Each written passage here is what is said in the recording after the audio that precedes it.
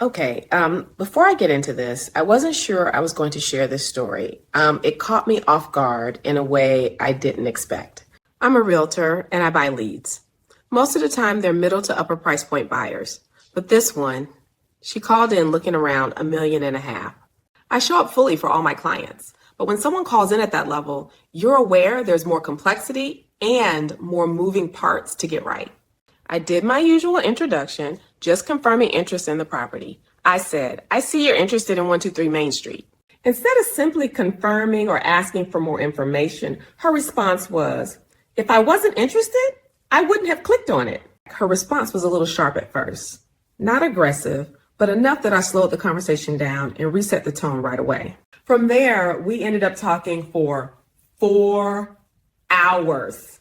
Needless to say, I was so exhausted. Just the thought has me like. So we talked about homes, expectations, finances, and then it got personal.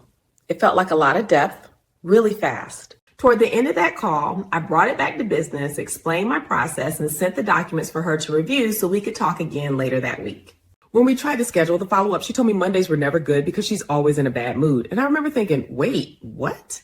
And Tuesdays and Wednesdays were usually too busy, so we landed on Friday.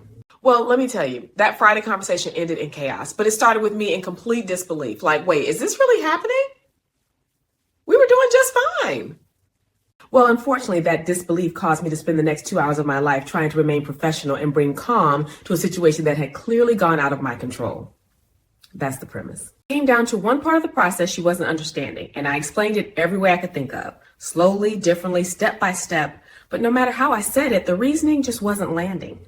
I don't have an issue teaching. I'm patient and I know my craft. I actually love that part of my job. The problem is when someone asks for guidance but won't accept it, especially from the person they came to for answers.